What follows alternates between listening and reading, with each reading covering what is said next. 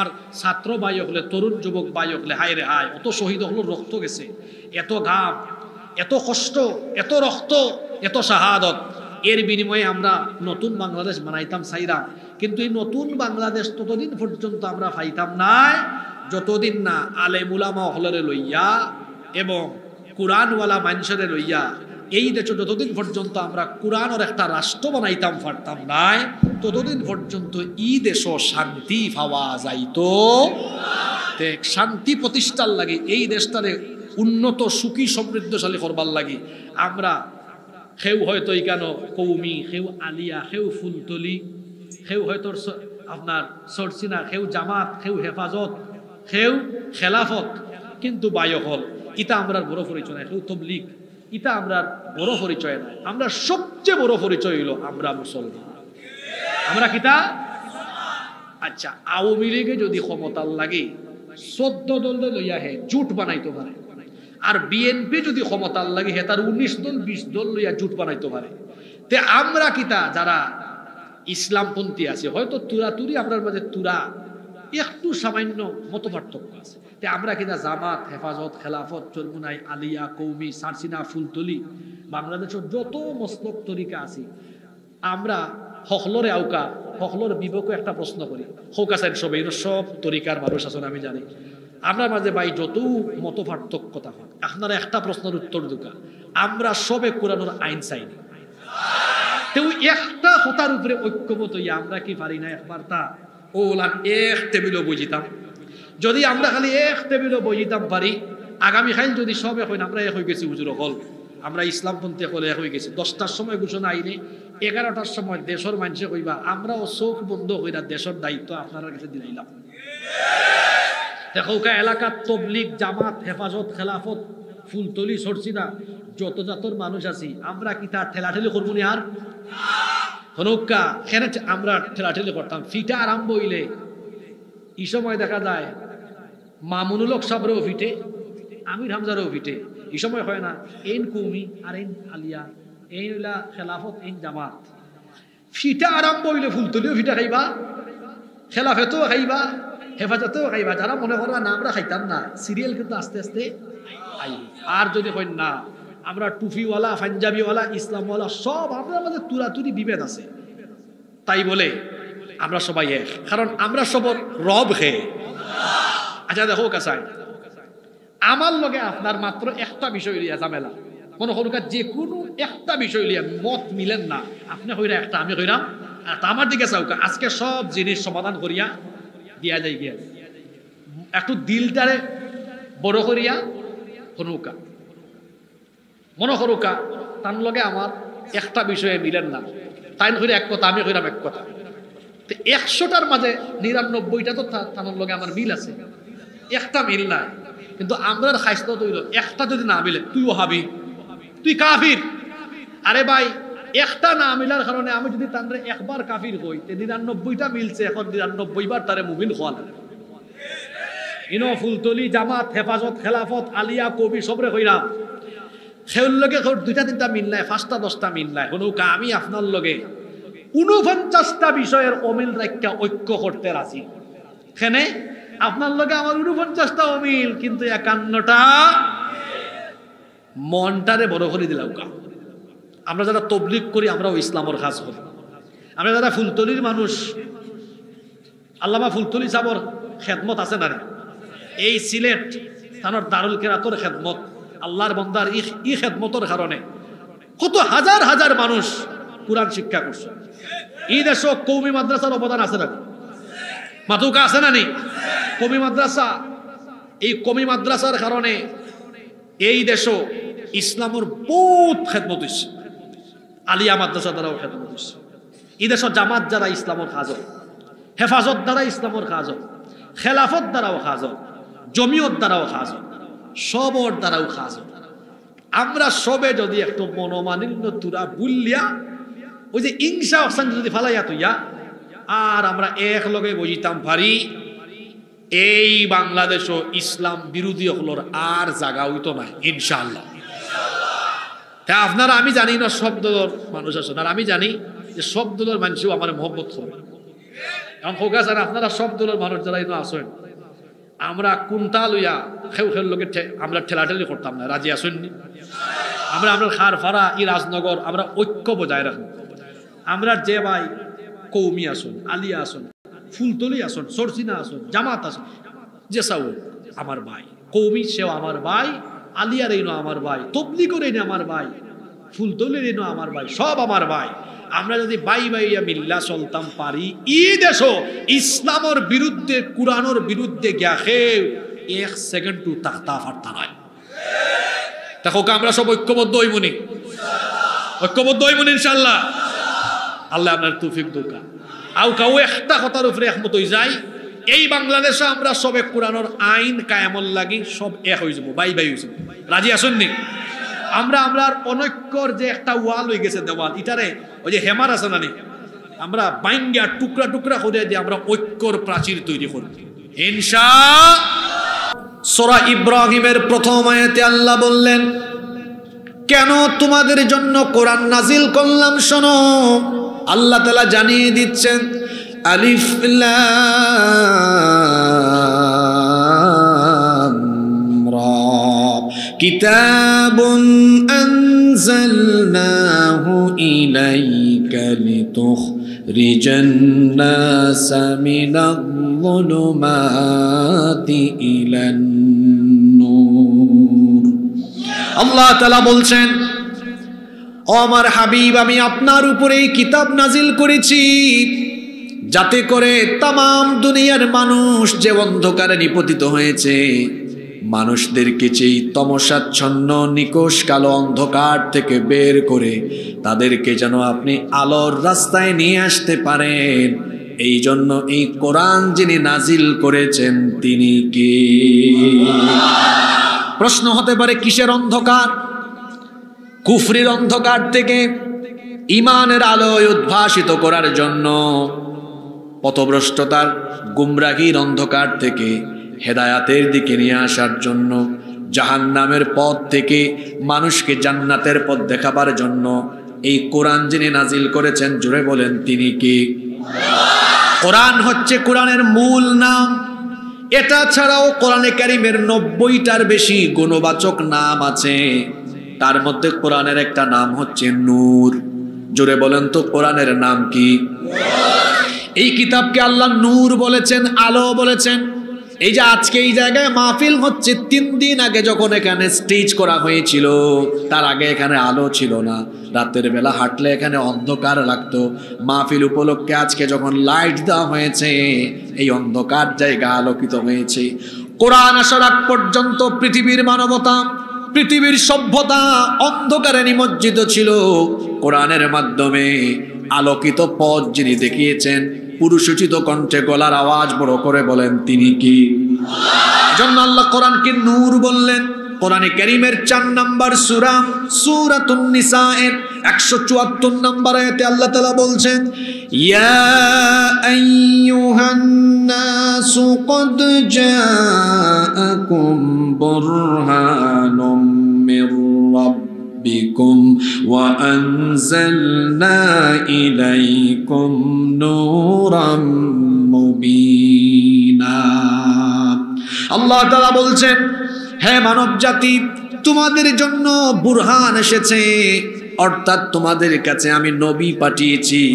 ওয়া আনজালনা ইলাইকুম নূরাম মুবিনা, আর তোমাদের কাছে আমি সুস্পষ্ট আলোকিত এই কিতাব পাঠিয়েছি। আল্লাহ তাআলা এই কিতাবকে নূর বানিয়েছেন, আলো বানিয়েছেন। এজন্য আল্লাহ বলেছেন, ওয়া আনজালনা ইলাইকুম নূরাম মুবিনা।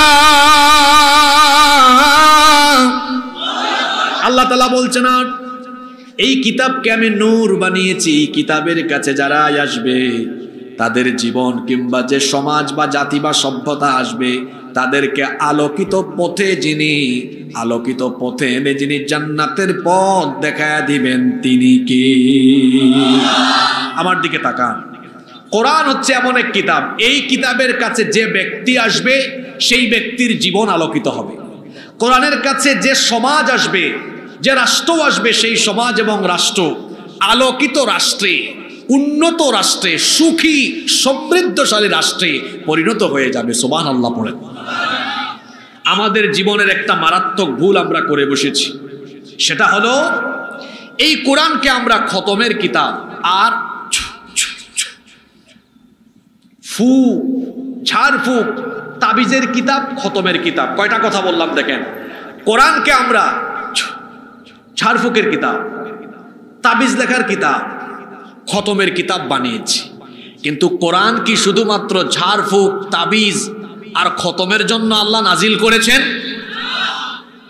সবাই তো বললেন না। আল্লাহ কি কোরআন শুধু ঝাড়ফুঁক, তাবিজ লেখা আর খতম দেওয়ার জন্য নাজিল করেছেন? আমরা কি করি? মরা মানুষের জন্য কোরআন পড়ি। অমুক মারা গিয়েছেন, হুজুর আপনারা আসেন অমুকের ইসালে সওয়াবের জন্য খতম করেন। এখন আপনারা আমাকে বলেন তো, কোরআন কি মরা মানুষের জন্য আল্লাহ নাজিল করেছেন না জীবিত মানুষের জন্য নাজিল করেছেন? এখন আমরা আমাদের সমাজে কোরআন জীবিতদের কাজে বেশি লাগাই না মরা মানুষের কাজে বেশি লাগাই?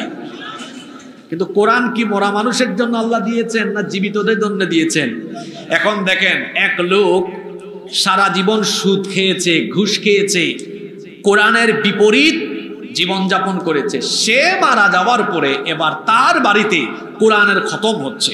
আপনারা বলেন তো, যেই ব্যক্তির 60-70 বছরের জীবন কোরআনের বিপরীত পরিচালনা করলো, এই ব্যক্তির জন্য হাজার হাজার খতম দিলেও কি এই খতম তার কোনো ফায়দা কবরে আনতে পারবে? জোরে বলেন, পারবে?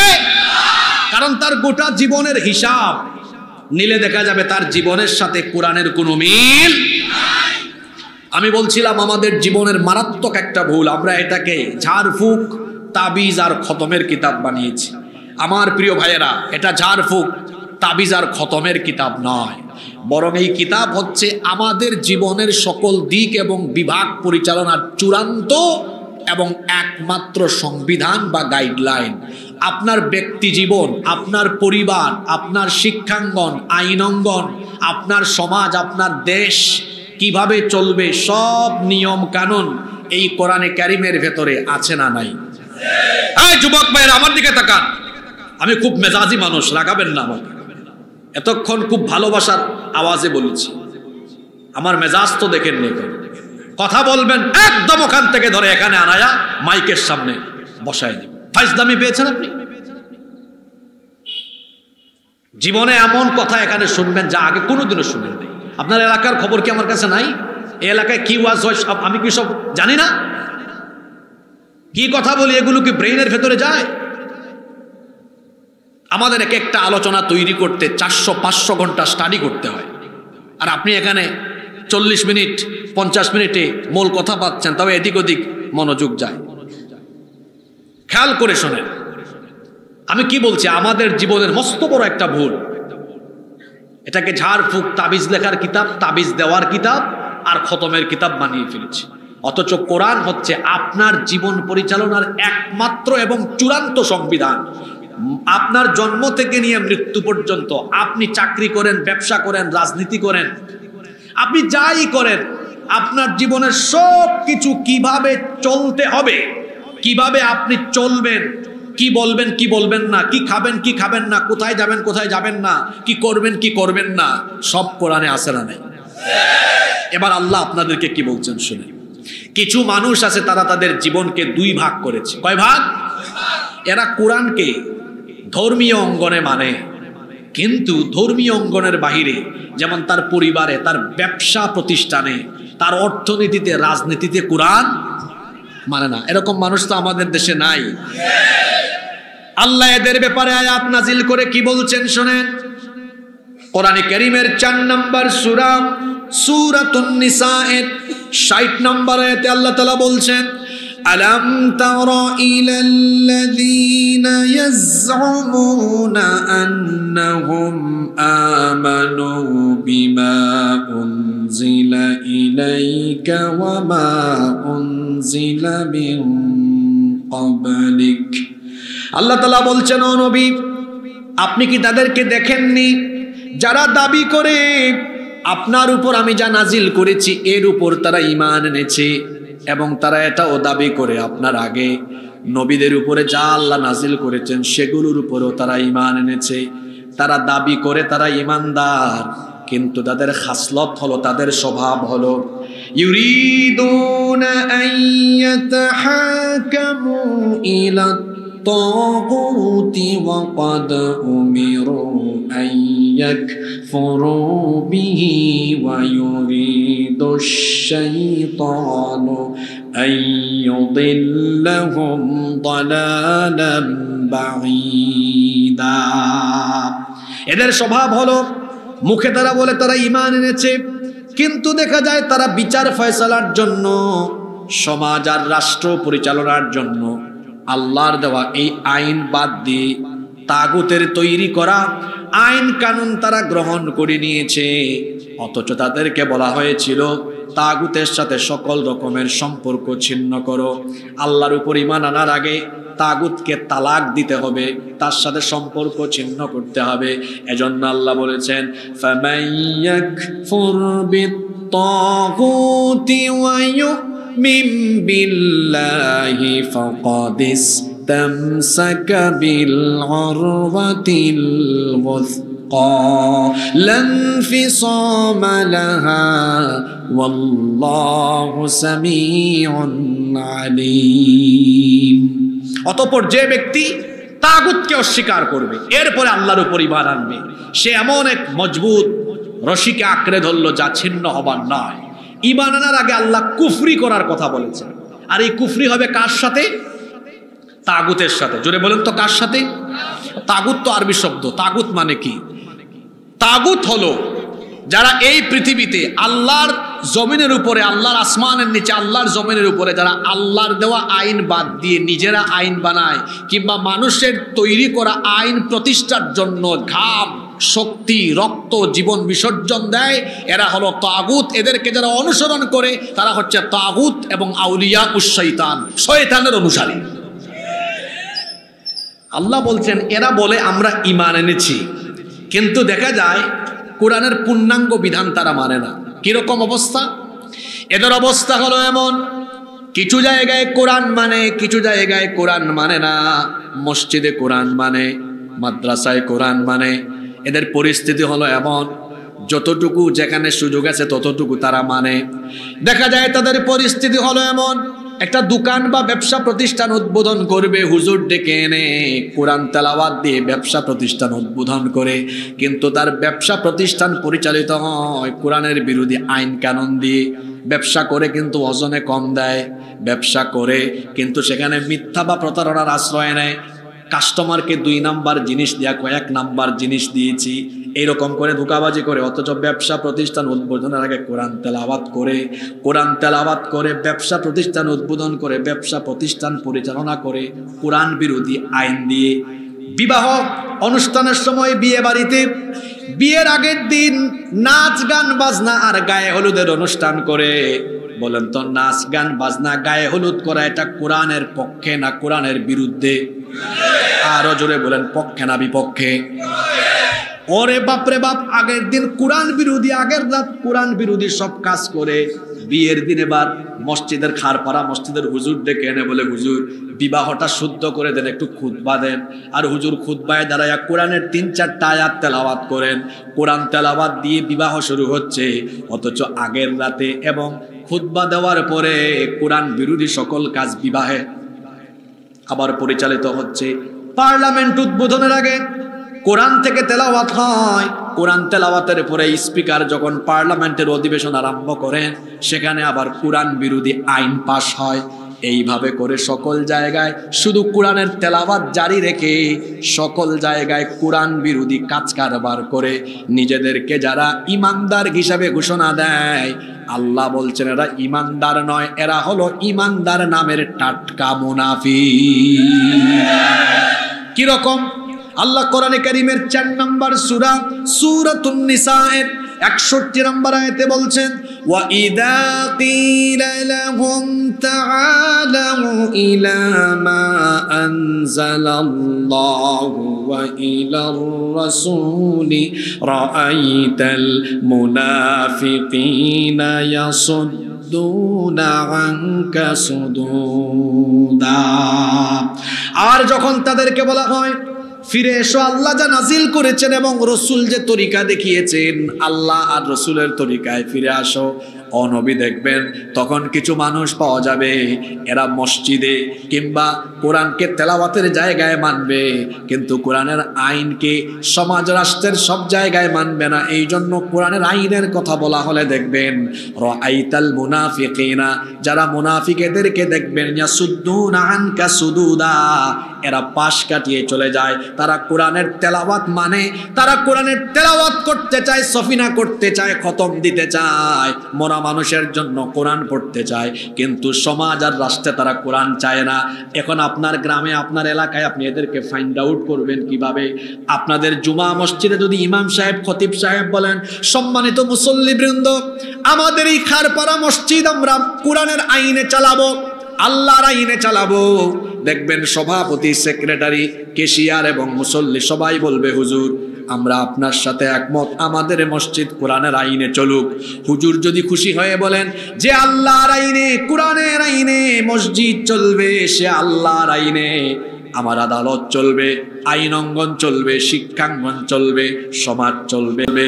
একটু আগে হুজুর কোরআন দিয়ে মসজিদ পরিচালনা করার কথা বলায় যেভাবে দল মত সবাই খুশি হয়েছিল, হুজুর যখন দ্বিতীয় পয়েন্টে বলবেন যে আল্লাহর আইনে মসজিদ চলবে, সে আল্লাহর আইনে সমাজ চলবে, দেশ চলবে, তখন আপনি ওই মসজিদের ভেতরেই দেখবেন আব্দুর রহমান, আব্দুল সালাম, এইরকম মুসলমান নামধারী অনেক ব্যক্তির চেহারা সুরত কালো হয়ে হুজুরের চাকরি খাওয়ার জন্য উঠে পড়ে লেগে যাবে। ও মা গো, দেখলানি তার খাইসলত একটু আগে হে কোরআন দিয়া মসজিদ চলুক কেন হে চায়, তো কোরআন দিয়া সমাজ চলুক, দেশ চলুক এখানে চায় না কেন? কারণ কোরআন দিয়ে সমাজ চললে, দেশ চললে টেন্ডারবাজি করতে পারতো না, রোডের জায়গায় বাস দিতে পারতো না, চুরি করতে পারতো না, ডাকাতি করতে পারতো না। এর লাগি সুর বাটপার যারা সমাজ ও রাষ্ট্র আল্লাহর কোরআনের আইন প্রতিষ্ঠা হোক, এটা চায় না তারা। আমরা কিতা অতাল লগে না কিতা, যারার মুখ বন্ধ এরা কিতা হেরার কাছ থেকে খেলাফত লইয়া বয়াত না কিতা, মুখ ঠাটা পড়ছে, মাত মারুন না। আমরা কিতা খাঁটি ইমানদার হইতাম না মুনাফিকির বাপ লইতাম? ইমানদারের আওয়াজ হলো হইতো না। আমরা ইমানদার না বেঈমান? আরো জোরে বলেন, আমরা ইমানদার না বেঈমান? তো ইমানদার সে জমিনের সব জায়গায় আইন চাইবে কার? এই যে জুলাই আগস্টে এখানে অনেক ছাত্ররা এসেছে, তোমাদের মতো ছাত্ররা, তোমাদের মতো তরুণ আর যুবকরা বাংলাদেশকে তোমরা বদলে দিয়েছো। এখন এই বাংলাদেশকে পূর্ণাঙ্গভাবে বদলে দিয়ে বাংলাদেশের শান্তি আর রহমতের জন্য কোরআনের আইনের কোনো বিকল্প। এখন প্রশ্ন হলো, এখানে আমি জানি বিভিন্ন দল মতের, বিভিন্ন মসলাক, বিভিন্ন তরিকার মানুষ এসেছেন, কিন্তু আমাদেরকে মনে রাখতে হবে কোরআন কোনো দলের নয়, কোরআন সবার। ঠিক তেমনি যিনি কোরআন থেকে কথা বলেন তিনিও সবার। আমি যখন ব্যক্তিগতভাবে মাহফিলে কথা বলি, মিম্বরে কথা বলি, আমি তখন কোনো দলের এজেন্ডা বাস্তবায়নকারী হয়ে কথা বলি না। আমি তখন নিজেকে এই ভূমিকায় রাখি, কোরআন যেমন সবার, একজন আলেমও সবার হওয়া উচিত। তিনি কোনো নির্দিষ্ট দলের দিকে, নির্দিষ্ট মাসলাকের দিকে মানুষকে ডাকা উচিত নয়। কোরআন যেমন সবার, একজন আলেমেরও সার্বজনীন হওয়া উচিত। আমি কি ভুল বলেছি? এজন্য আমি জানি এখানে বিভিন্ন দল মতের মাসলাকের তরিকার মানুষ আছেন, আপনারা সবাই আমার ভাই। আজকে আমরা এই বিষয়টা কোরআন থেকে জানবো। আমি সূরা নাম্বার, আয়াত নাম্বার বলবো, বাড়িতে গিয়ে এগুলো মিলাবেন। আজকে আমরা জানবো কেন একটি রাষ্ট্রে, একটি সমাজে আল্লাহর আইন, কোরআনের আইন দরকার। একটি রাষ্ট্রে কেন কোরআনের আইন। আজকে আলোচনার বিষয় কি সবার কাছে ক্লিয়ার? কি বললাম? ই কিতা আপনার দিকে মুখি দি মাত মারন না, খেনে ই দেশ আল্লাহর আইনর দরকার। মনে থাক মনে, আমি আজকে 12টা কারণ কইব। কয়টা কারণ? আমার মন মতো একটা কারণও কইতাম না, সব আল্লাহর কোরআন থেকে কইব ইনশাআল্লাহ। তাহলে সমাজ বা রাষ্ট্র ব্যবস্থায় আল্লাহর আইন দরকার, আছে না নাই? 1 নাম্বার কারণ, পৃথিবীতে মানুষ যত আইন বানায়, আইন রচনা করে, আমরা মানুষ হিসাবে মানবিক দুর্বলতা আমাদের মধ্যে আছে না নাই? মানবিক দুর্বলতার কারণে আইন প্রণয়ন করতে গিয়ে আমাদের ভুল হতে পারে, আমাদের ত্রুটি বিচ্যুতি হতে পারে, অথবা জটিলতা থাকতে পারে। কিন্তু আপনারা বলেন তো, মহান আল্লাহর কোনো ত্রুটি বিচ্যুতি বা দুর্বলতা কি আছে? জোরে বলেন, আছে? মনে করেন আজকে আমি বাংলাদেশের ক্ষমতায়, আমি কিছু আইন বানালাম, 10 বছর পরে আরেক ব্যক্তি এসে মনে করলেন হাসিবুর রহমানের বানানো আইনগুলো এগুলা খুব একটা যৌক্তিক না, তখন তিনি ওইটা কি করলেন? বাদ দিলেন, সংশোধন করলেন। কারণ আমরা মানুষ, আমাদের ভুল ত্রুটি হতে পারে। আর আরো জরুরি কথা হলো এই, মাঝে মাঝে এমনও হতে পারে অযোগ্য, অপদার্থ, কাণ্ড জ্ঞানহীন ব্যক্তিও আইন প্রণয়নের ক্ষমতা পেয়ে এমন আইন বানাতে পারে যে আইনের কারণে গোটা জাতি ধ্বংস হয়ে যেতে পারে। কিন্তু আপনারা বলেন তো, মহান আল্লাহর কি এমন কোনো গুণ আছে যে তিনি ভুল করেন, ত্রুটি বিচ্যুতি করেন, তার দুর্বলতা আছে? নাউজুবিল্লাহ, এরকম কি কোনো বিষয় আছে? তাহলে মানুষের জন্য, এই জমিনের জন্য মানুষের আইন কল্যাণকর না আল্লাহর আইন কল্যাণকর? কেন আল্লাহর আইন কল্যাণকর? কারণ আমাদের ভুল হয়, আমাদের ত্রুটি বিচ্যুতি হয়, আমাদের তৈরি করা আইনের মধ্যে জটিলতা থাকতে পারে। কিন্তু মহান আল্লাহ আমাদেরকে যে আইনের কিতাব দিয়েছেন, এর মধ্যে কি কোনো ভুল আছে নাকি? আসতে বলবেন না, জোরে বলেন, কোনো ভুল আছে নাকি? এখানে কি কোনো সন্দেহ আছে নাকি? আল্লাহ তো শুরুতেই বলে দিয়েছেন, যালিকাল কিতাবু লা রাইবা ফীহি হুদাল লিল মুত্তাকিন। This is the book, the most authentic and original book in this world. There is no doubt about it, and it's a guidance for those who are muttaqin. এটা এমন কিতাব যার মধ্যে কোনো সন্দেহ আছে, এ ব্যাপারেও সন্দেহ করা যায় না। আল্লাহু আকবার। আমাদের ভুল হতে পারে, আমরা ক্ষমতায় থেকে বা না থেকে পথভ্রষ্ট হতে পারি, কিন্তু আমার আল্লাহ তিনি কখনো পথভ্রষ্ট হন না, তিনি কখনো ভুল করেন না, ভুলেও যান না। এজন্য আল্লাহ কোরআনে কারীমের 20 নম্বর সূরা, সূরাতুত তাহা এর 52 নম্বর আয়াতের শেষাংশে বললেন, লা ইয়াদিল্লু রাব্বি ওয়া লা ইয়ানসা। তোমার রব তিনি পথভ্রষ্ট হন না, তিনি ভুলও করেন। আমাদের ভুল হতে পারে। কেন একটা দেশের জন্য কোরআনের আইন দরকার? কারণ কোরআন হচ্ছে অপরিবর্তনীয় একটি কিতাব। এটা নাজিল হয়েছে আজ থেকে 1500 বছর আগে। 1500 বছর আগে নাজিল হয়ে আজকে পর্যন্ত আপনারা বলেন তো, কোরআনে কারীমের একটা অক্ষর তো দূরের কথা, নুকতা কি পরিবর্তন হয়েছে? কথা বলেন, হয়েছে? পরিবর্তন হওয়ার কোনো সম্ভাবনা আছে? বাংলাদেশের সংবিধান এই পর্যন্ত সংশোধন হয়েছে কয়বার? 16 বার না? 16 বার। 16 বার সংশোধন হয়েছে। এই যুবক ছেলেরা, ছাত্ররা শোনো, 71 সালে দেশ স্বাধীন হয়েছে, 24 সাল পর্যন্ত দেখো 53 বছরে তারা নিজেরা আইন বানায় এটারে আবার বাতিল করে জোড়া লাগায়। এখনো পর্যন্ত কয়বার হয়েছে? জোরে বলেন। ছাত্ররা, আজকে ছাত্ররা কথা বলো, তোমাদের সাথে আজকে জরুরি কথা আছে। কতবার হয়েছে? 1 2 3 4 5 3 4 5 6 7 8 9 10। এই যে এখানে আমরা 10 জন আছি, আমার দিকে তাকান। ওনাকে দায়িত্ব দিলেন আপনি আমাদের রাজনগর চালান। উনি এবার নিজে একটা আইন বানালেন, রাজনগরে চুরি করলে এই শাস্তি, ডাকাতি করলে এই শাস্তি, রাজনগরে ফৌজদারি এই আইন, দেওয়ানি এই আইন। 5 বছর রাজনগর চালাইলেন, তারপরে উনি দায়িত্ব পাইলেন। উনি দেখলেন, হায় হায় হায়, আমি যাদেরকে নিয়ে পাশ করছি, আমার দলে অনেকেই চোর আছে, এই চোরদেরকে চুরি করার সুযোগ একটু দেওয়া উচিত। উনি ওনার এর আগের সরকারের আইন কিছুটা রহিত করলেন, কিছু বাদ দিলেন, কিছু আবার জোড়া লাগালেন। তারপর উনি সুযোগ পাইছেন, উনিও জোড়া লাগান, উনিও বাতিল করেন। আমি সুযোগ পাইলাম, জোড়া লাগালাম, বাতিল করলাম, এরকম এরকম চলতে থাকলো। তাহলে বুঝাতে চাইলাম, মানুষের হাতে আইন প্রণয়ন, আইন সংবিধান পরিবর্তনের সুযোগ দিলে সে তার নিজের ইচ্ছা মতো, খুশি মতো, নিজের ক্ষমতার স্বার্থে, দলের স্বার্থে আইন বাতিল করে আইন জোড়া লাগায়। আবার উনার কাছে চলে যান, ওই উনার কাছে, আপনি রাজনগর চালান, কিন্তু খবরদার আপনি নিজে আইন বানাতে পারবেন না, এই নেন আইন, কোরআন, এটা দিয়ে চালান। উনি শেষ, পরে উনি, আপনিও আইন বানাতে পারবেন না, এটা দিয়ে চালান। উনি চালাইলেন, আমি চালাইলাম, একেবারে উনি পর্যন্ত গেল। ব্যক্তির পরিবর্তন হলো, আইনের কোনো পরিবর্তন। জোরে বলেন, আইনের কোনো পরিবর্তন। বলেন তো আপনারা, একটা দেশের শান্তির জন্য, সুখের জন্য আগে যে সিস্টেম বললাম, উনি আইন বানায়, উনি আইন বানায়, মানুষের তৈরি করা আইন ভালো না অপরিবর্তনীয় কোরআনের আইন ভালো? জোরে বলেন।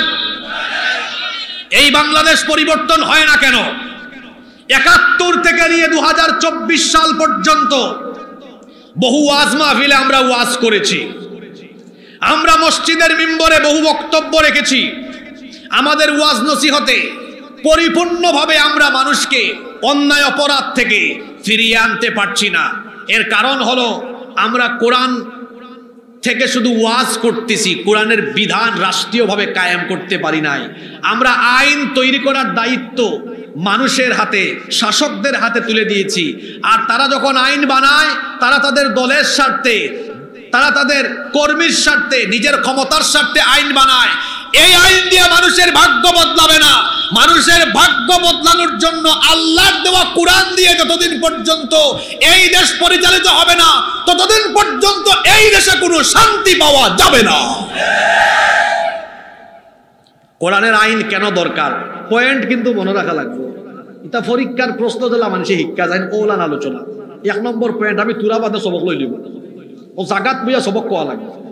১ নম্বর পয়েন্ট হইল, এর লাগে কোরআনের আইন দরকার, কারণ কোরআনের আইন ইকান খেওয়ার বদলাইতে পারে, কিন্তু আমার আইন খাইল আইজ গেলানি আছে এর সাতকা কুই আয়াব বানাইলা তুরা আইন, বাদে হাসিনা ভাই ইয়া বদলাইলা, বাদে খালেদা ভাই বদলাইলা, ওলা খালি বদলা বদলি চলেন, আগামীতে দেখে আইবা ইয়া কত বদলানি বদলাইবা। আর যদি আল্লাহর দেওয়া আইন থাকে, ইকান বদলানির কোনো ক্ষমতা পৃথিবীর কেউ। আমার আমলো চুরির যে শাস্তি, তার আমলো চুরির সেম শাস্তি, শাস্তির কোনো পরিবর্তন নাই। তাইলে কোরআনের আইন এর লাগি দরকার, কারণ কোরআনের আইন হইল অপরিবর্তনীয়। জোরে বলেন তো, কোরআনের আইন আর মানুষের আইন। নাম্বার 2, মনোযোগ আসেনি আপনারা? তোরা বাদে সবক লইব। নাম্বার 2, রাষ্ট্র ব্যবস্থায়, রাষ্ট্র পরিচালনায় কোরআনের আইন এই জন্য দরকার, কারণ একটি রাষ্ট্র পরিচালনার জন্য যত ধরনের আইন, নিয়ম, নীতি দরকার, সকল আইন কানুন, নিয়ম, নীতি এই কোরআনে আছে না নাই? যুদ্ধের টাইমে কি করবেন? আপনার দেশের গরিব মানুষের গরিবী হালত দূর করার জন্য কি করবেন? আপনার দেশের বেকারত্ব কিভাবে দূর করবেন? আপনার দেশের স্বরাষ্ট্রনীতি, পররাষ্ট্রনীতি, যুদ্ধনীতি, বন্দিনীতি, সকল নীতিমালা কিরকম হবে, সব নীতিমালার মূল নীতি কোরআনে আছে না নাই? রব্বুল আলামিন কোরআনে কারীমের 16 নম্বর সূরা সূরাতুন নাহলের 89 নম্বর আয়াতের শেষাংশে বলছেন, ওয়ানাজ্জালনা আলাইকাল কিতাবা তিবয়ানাল লিকুল্লি শাইইন ওয়া হুদান ওয়া রাহমাতান ওয়া বুশরা লিল মুসলিমিন। আর আমি তোমার জন্য, আর আমি আপনার উপরে হাবিব এমন এক কিতাব নাজিল করেছি, মানুষের জন্য যত কিছু দরকার সব কিছুই কিতাবের ভেতরে দিয়েছি। অন্য আয়াতে আল্লাহ বলেছেন, মা ফাররাতনা ফিল কিতাবি মিন শাই, কোনো কিছু আমি এই কিতাবের ভেতরে বাদ নেই নাই। মানুষের জীবনে যত সমস্যা আছে, সকল সমস্যার সমাধানকারী গ্রন্থ এই কোরআন যিনি দিয়েছেন তিনি কি? সমাধান চাও যদি জীবনে মরণে, ফিরে যাও খুঁজে নাও চোখ রাখো কোরআনে। সমাধান চাও যদি জীবনে মরণে, ফিরে যাও খুঁজে নাও চোখ রাখো কোরআনে। আল্লাহু আকবার। কেন কোরআনের আইন দরকার? কারণ আপনার রাষ্ট্র পরিচালনার জন্য যা যা দরকার সব কোরআনে আছে না নাই? নাম্বার 3 নাম্বার, কোরআনের আইন এই জন্য দরকার, এই বিশ্বে যত সৃষ্টি আছে সকল সৃষ্টির একমাত্র স্রষ্টা কে? তা আপনারা হোকা চান জৈন বানাইছেন, জৈন সকলতা বানাইছেন, ঈশ্বরটা চলবো কিলা তাইন বালা জানবা না আমরা বালা জানবো? মাতুন না আপনারা, এই আসমান খার, জমিন খার, আমরা কার? আসমান জমিন আল্লাহর, ই জমিন ই রাজনগরও আল্লাহর, খারফারাও আল্লাহ। কারণ খারফারা আর রাজনগর কিলান চলবো এখানে আমরা এখানে আল্লাহ থেকে আমরা বুত বালা বুঝি না কিতা মাতুন না কেন? এর লাগে আল্লাহ কইরা আলা লাহুল খালকু ওয়াল আমর, সৃষ্টি যার, আইন চলবো। কারণ সৃষ্টি আল্লাহ, আসমান আল্লাহর, জমিন আল্লাহর, আর আইন চলবো আপনার বাপ দাদার, আপনার ভাই বইনর না কিতা মাতুকা। সৃষ্টি কার? আসমান কার? জমিন কার? আইন চলবে কার? এজন্য আল্লাহ বলেছেন ইনিল হুকমু ইল্লা লিল্লাহ, হুকুম একমাত্র চলবে আল্লাহর। ওয়ামান লাম ইয়াহকুম বিমা আনজালাল্লাহু ফাউলাইকা হুমুল কাফিরুন ফাউলাইকা হুমুল যালিমুন ফাউলাইকা হুমুল ফাসিকুন। সূরা মাইদার 3টা আয়াতে আল্লাহ বলেছেন যারা আল্লাহর দেওয়া বিধান দিয়ে বিচার ফয়সালা করে না, সমাজ রাষ্ট্র চালায় না, এরা হলো কাফের, এরা হলো জালেম, এরা হলো ফাসিক। যিনি বলেছেন তিনি কি? আল্লাহ। তাহলে আল্লাহর আইন এই জন্য দরকার, আসমান জমিন সবকিছু তিনি বানিয়েছেন, এগুলো কিভাবে চললে ভালো হবে, কল্যাণ হবে, সবচাইতে ভালো যিনি জানেন তিনি কে? নাম্বার 4, একটি রাষ্ট্রে, একটি দেশে কোরআনের আইনের জন্য দরকার। কারণ কোরআনের আইন ছাড়া যত আইন আছে মানব রচিত সব হলো অন্ধকার, সব হলো কি?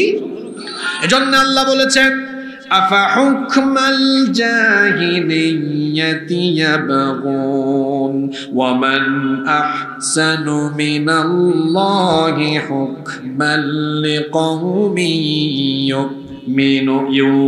يوقنون। তারা কি জাহেলি আইন তালাশ করছে? তারা কি মানুষের তৈরি করা অসভ্য বর্বর আইন সন্ধান করছে? অথচ বিশ্বাসীদের জন্য, মুমিনদের জন্য আল্লাহর বিধানের চাইতে উত্তম কোনো বিধান আর হতে পারে?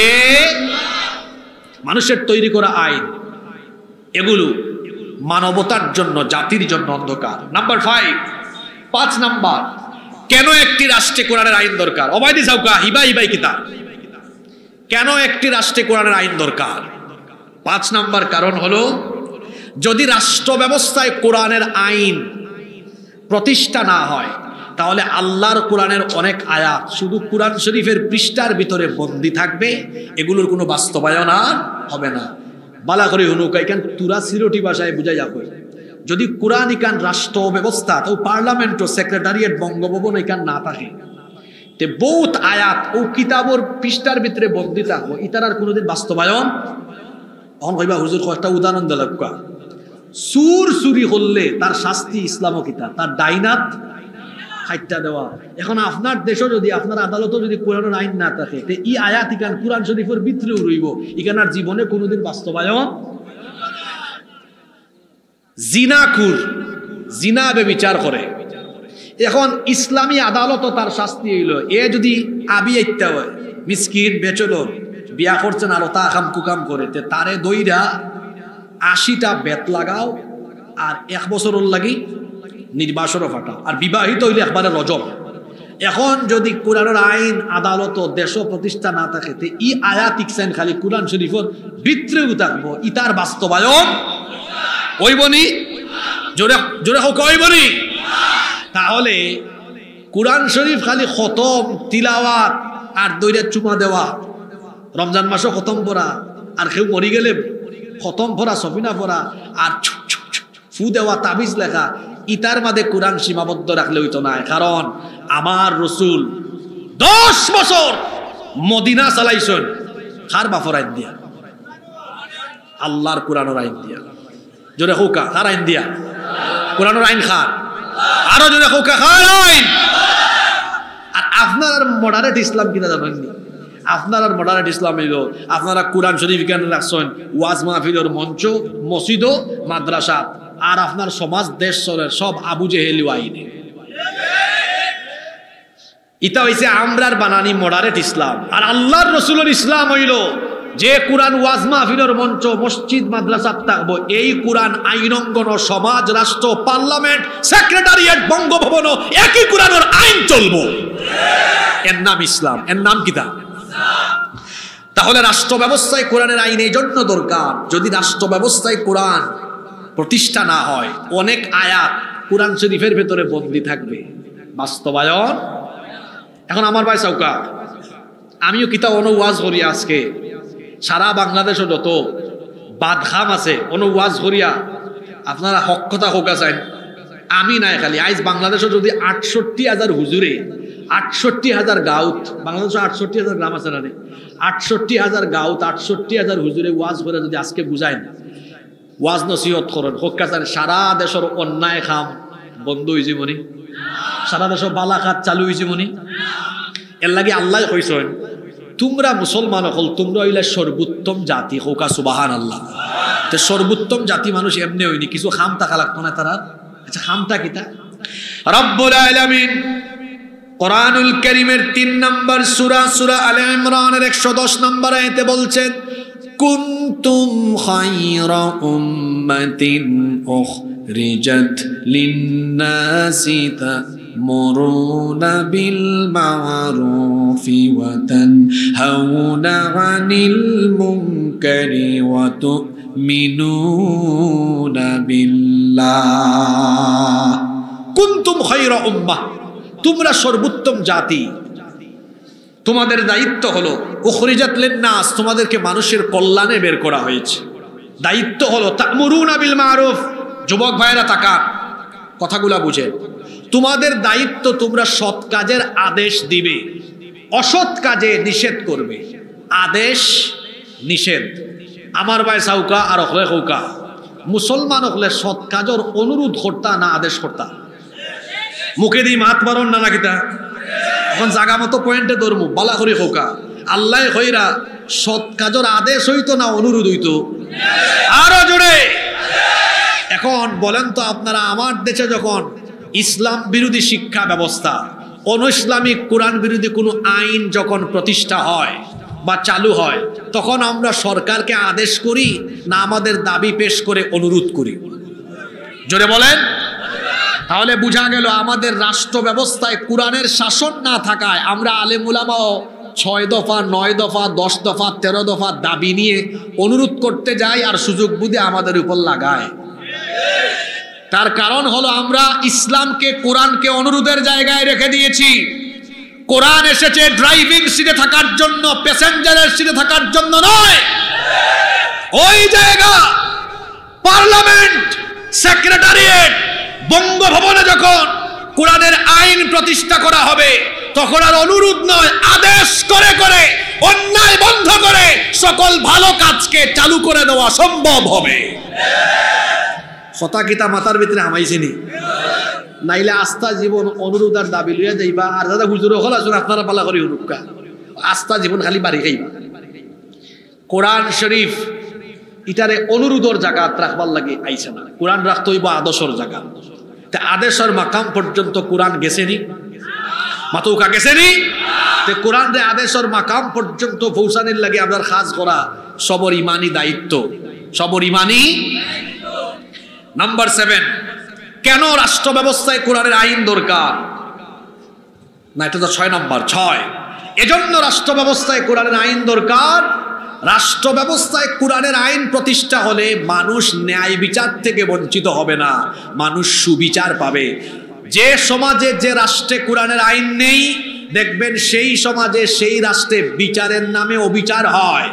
সেখানে বিচারের নামে প্রহসন করে নিরপরাধীকে অপরাধী সাজিয়ে অন্যায়ভাবে তাকে হত্যা করা হয়। অথচ আল্লাহর কোরআনের বিধান হলো ওয়াইদা হাকামতুম বাইনান নাসি আন তাহকুমু বিল আদল, যখন মানুষের মধ্যে বিচার ফয়সালা করবে তখন ন্যায় বিচার করবে। আদেশ